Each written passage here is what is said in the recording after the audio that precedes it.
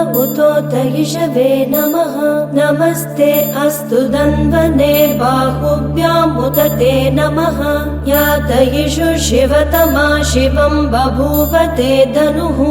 शिवा शरव्या यातवतया नो रुद्रमृडय याते रुद्र शिवा तनूरघोरा पापकाशिनी तया नस्तनुवाशन्तमया गिरिशन्तापि चाकशीः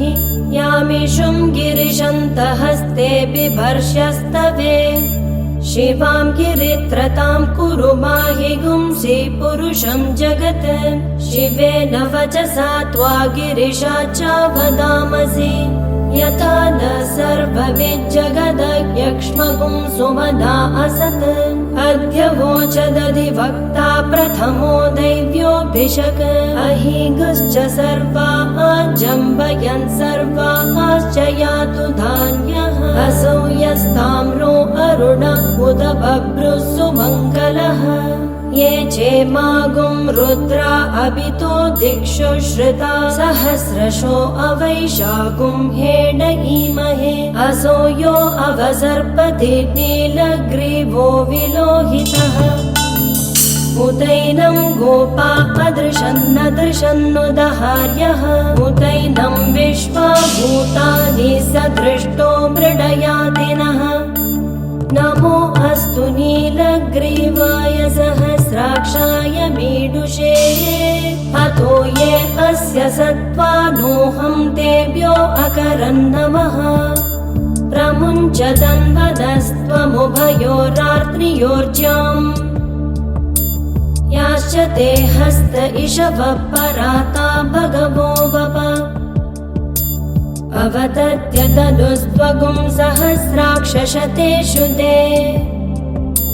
निशीर्य शल्यानां मुखा शिवो न सुमना भव द्विज्यं तनुः कपर्दिनो विशल्यो बाणवागुम् उत अनेशन्नस्येषव आभुरस्य निषङ्गतिः याते हेतिर्मीडुष्टमहस्ते बभूव ते तनुः तयास्मान् विश्वतस्त्वमयक्ष्मया परिभुज नमस्ते अस्त्वायुधाय नातताय धृष्णवे उभाभ्यामुत ते नमो बाहुभ्यां तव दन्दने हरिते दन्दनो हेतिरस्मान् तृणक्तु विश्वतः अधो य इषुतिस्तवारे अस्मन्निदेहितम् शम्भवे नमः नमस्ते अस्तु भगवन् विश्वेश्वराय महादेवाय त्र्यम्बकाय त्रिपुरान्तकाय त्रिकाग्निकालाय कालाग्निरुद्राय नीलकण्ठाय मृत्युञ्जयाय सर्वेश्वराय सदाशिवाय श्रीमन्महादेवाय नमः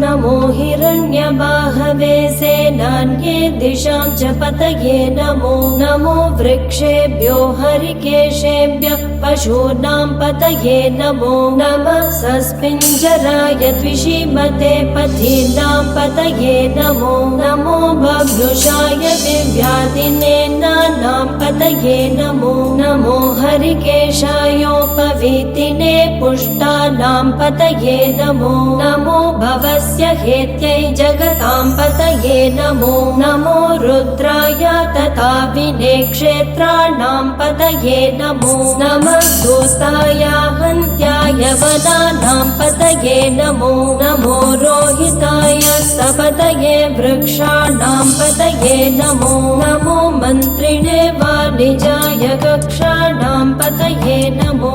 नमो भुवन्तये वारिवस्कृतायौषधीनां पतये नमो नमः उच्चैर्घोषाय क्रन्दयते पद्धीनां पतये नमो नमः कृत्स्नभीताय धावते सत्त्वनां पतये नमः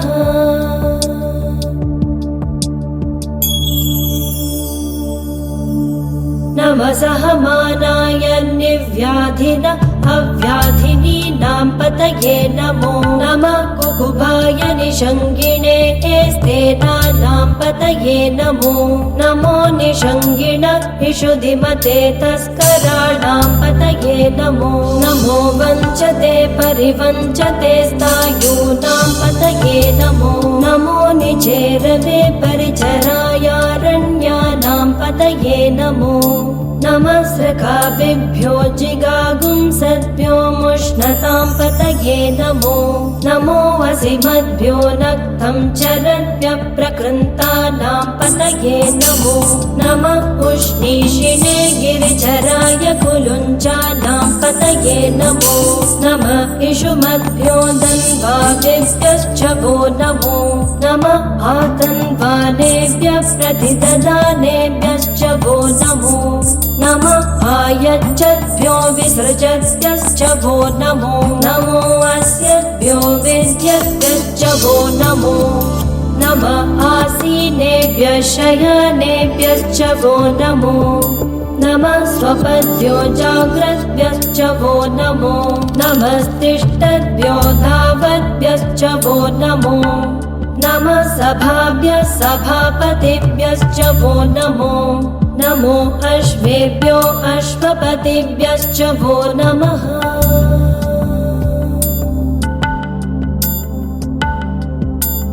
नमः आव्याधिनीभ्यो विविध्यन्तीभ्यश्च वो नमो नमः उगणाभ्यस्त्रिगुंहतीभ्यश्च वो नमो नमो गृत्सेभ्यो गृत्सपतिभ्यश्च वो नमो नमो व्रातेभ्यो व्रातपतिभ्यश्च वो नमो नमो गणेभ्यो गणपतिभ्यश्च वो नमो नमो विरूपेभ्यो विश्वरूपेभ्यश्च वो नमो नमो महद्भ्य क्षुल्लकेभ्यश्च वो नमो नमो रथेभ्यो अरथेभ्यश्च वो नमो नमो रथेभ्यो रथपतिभ्यश्च वो नमो नमः सेनाभ्यः सेनानीभ्यश्च वो नमो नमः शत्रुभ्यः संग्रहीतृभ्यश्च वो नमो नमस्तक्षभ्यो रथकारेभ्यश्च वो नमो नमः कुलालेभ्यः कर्मारेभ्यश्च वो नमो नमः पुञ्जिष्टेभ्यो निषादेभ्यश्च वो नमो नमः इषुकृद्भ्यो धन्वकृद्भ्यश्च वो नमो नमो मृगयोभ्यः श्वदिभ्यश्च वो नमो नमः श्वभ्यः श्वपतिभ्यश्च वो नमः नमो भवाय च रुद्राय च नमः शर्वाय च पशुपतये च नमो नीलग्रीवाय च शितिकण्ठाय च नमः कपर्दिने च व्युक्तकेशाय च नमः सहस्राक्षाय च शतधन्वने च नमो गिरिशाय च शिपिविष्टाय च नमो मीडुष्टमाय च शुमते च नमो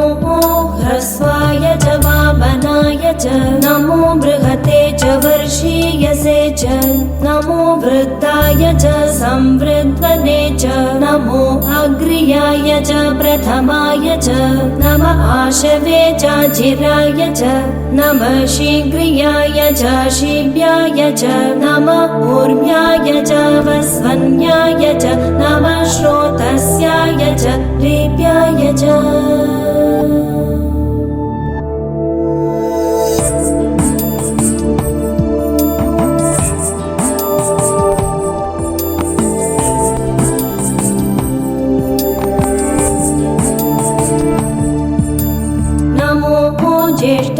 च कनिष्ठाय च नमः पूर्वजाय चापरजाय च नमो मध्यमाय चापगल्भाय च नमो जगन्याय च बुग्नियाय च नमः सोऽव्याय च प्रतिसर्याय च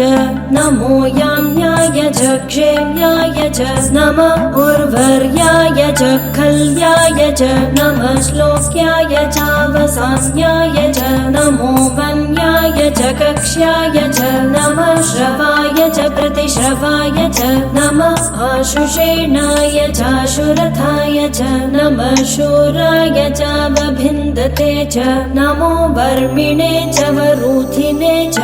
नमो बिल्मिने च कवचिने च नमः श्रुताय च श्रुतसेनाय च नमो दुन्दुभ्याय च हनन्याय च नमो दृष्णवे च प्रमृषाय च नमो दूताय च प्रहिताय च नमो निषङ्गिणे चेषुधिमते च नमस्तीक्ष्णे शवे च युधिने च नमः स्वायुधाय च सुधन्वने च नमः श्रुत्याय च पत्याय च नमः काट्याय च नीप्याय च नमः सूध्याय च सरस्याय च नमो नाथ्याय च वैशन्ताय च नमः कूप्याय च वट्याय च नमो वर्ष्याय च वर्ष्याय च नमो मेद्याय च विद्युत्याय च नमः ईत्रियाय च तप्याय च नमो वात्याय च रेश्मियाय च नमो वास्तव्याय च वास्तुपाय च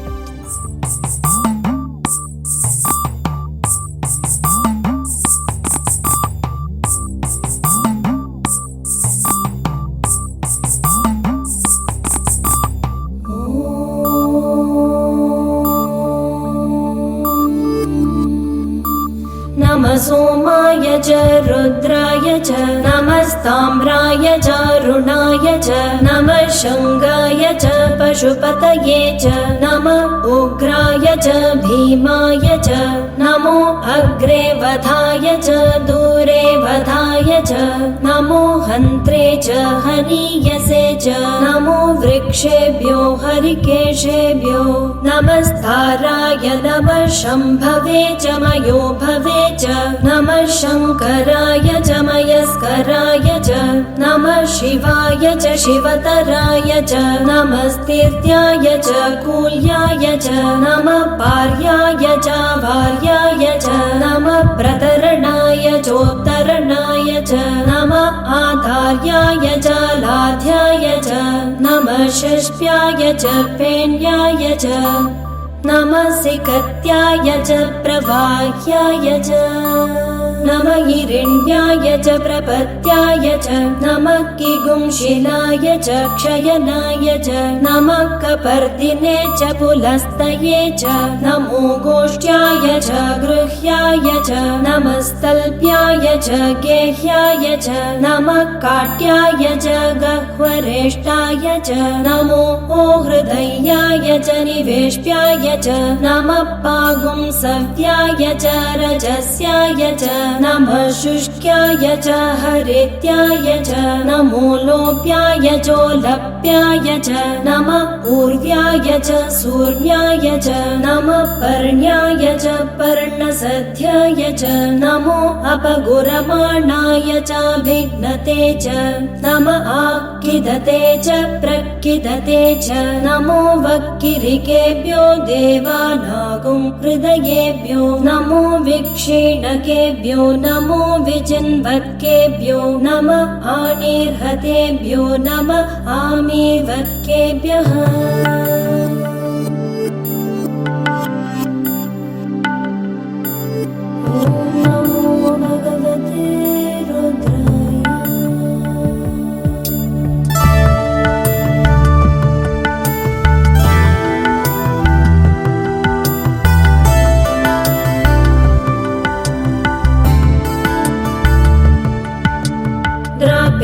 अन्धसस्पते दरिद्रन्नीललोहित येषां पुरुषाणां येषां पशूनां मा भेमा रोमो येषां किञ्चना मम याते रुद्रशिवा तनु शिवा विश्वाह भेषजी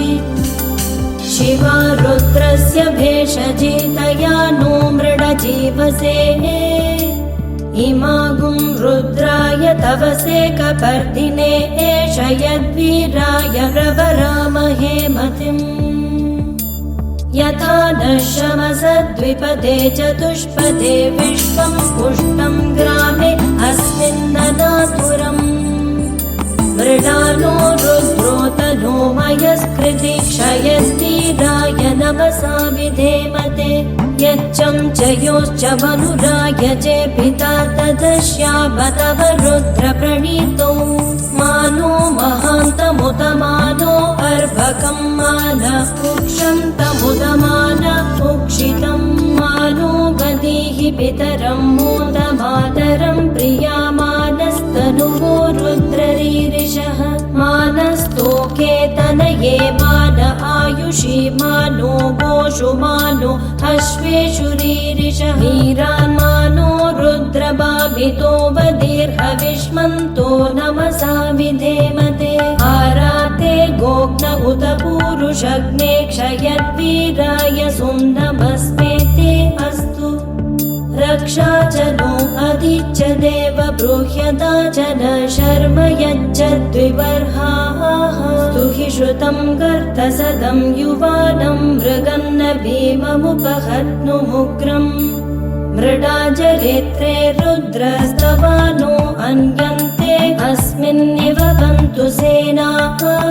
हरिणो रुद्रस्य हेतर्वृणक्तु परिद्वेषस्य दुर्मतिरगायोः अवस्थिरा भगवद्यस्तनुष्वमीड्वस्तोकायतनयाय मृडय नीडुष्टम शिवतम शिवो न सुमना भव परमे वृक्ष आयुधन्निदाय कृत्तिं वसान आचर पिनाकं विव्रदागहि विकिरिध विलोहित नमस्ते अस्तु भगवः यास्ते सहस्रगुं हेतयोन्यमस्मिन्निव पन्तु ताः सहस्राणि सहस्रदा बाहुवोस्तव खेतयः तासामीशानो भगवः पराचीना मुखाकृति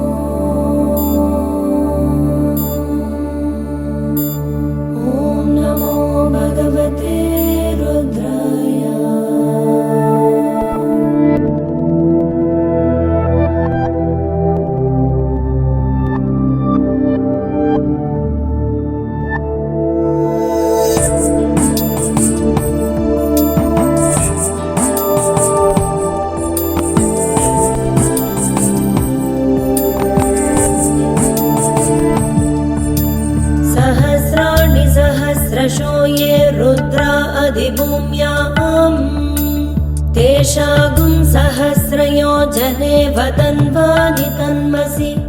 अस्मिन् महत्यर्णवे अन्तरिक्षे भवा अधि नीलग्रीवाः शितिकण्ठाः शर्वा अध क्षमाचराः नीलग्रीवाः शितिकण्ठादिवगुं रुद्रा उपश्रिताः ये वृक्षेषु सस्मिञ्जरा नीलग्रीवा विलोहिताः ये भूतानामधिपतयो विशिखासकपर्दिनः ये अन्येषु विविद्यन्ति पात्रेषु पिबतो जनान् ये पथां पथिरक्षय ऐलवृताय व्युतः ये तीर्थानि प्रचरन्ति सृगावन्तो निषङ्गिणः य एतावन्तश्च भूयागुंसश्च दिशो रुद्रावितस्थिरे शेषागुं सहस्रयोजने वदन्वानि तन्मसि नमो रुद्रेभ्यो ये पृथिव्यां ये अन्तरिक्षे ये दिवि येषामन्नं वातो वर्षमिषभस्तेभ्यो दश प्राचीर्दश दक्षिणा दश प्रतीचीर्दशोदीचीर्दशोर्ध्वास्तेभ्यो नमस्ते नो मृडयन्तु ते यं द्विष्मो यश्च नो वेष्टितं भोजम्भे ददामि त्र्यम्बकं यजामहे सुगन्धिं पुष्टिवर्धनम् उर्वारुकमिव बन्धनान् मृत्योर्मुक्षीयमामृतात् यो रुद्रो अग्नौ यो अप्सुय ओषधीषु यो रुद्रो विश्वा भुवनाभिवेश तस्मै रुद्राय नमो अस्तु तमुष्टु हि यस्विषु सुधन्वायो विश्वस्य क्षयति भेषजस्य यक्ष्वा महे सौमो मनसाय रुद्रं नमो देवमसुरं दुवस्य अयं मे हस्तो भगवान् अयं मे भगवत्तरः अयं मे ते विश्ववेशजो यगुं शिवाभिमर्षणः ये ते सहस्रमयुतं पाशा मृत्यो मर्त्याय हन्तवे तान् यज्ञस्य मायया सर्वानवयजामहे मृत्यवे स्वाहा मृत्यवे स्वाहा ॐ नमो भगवते रुद्र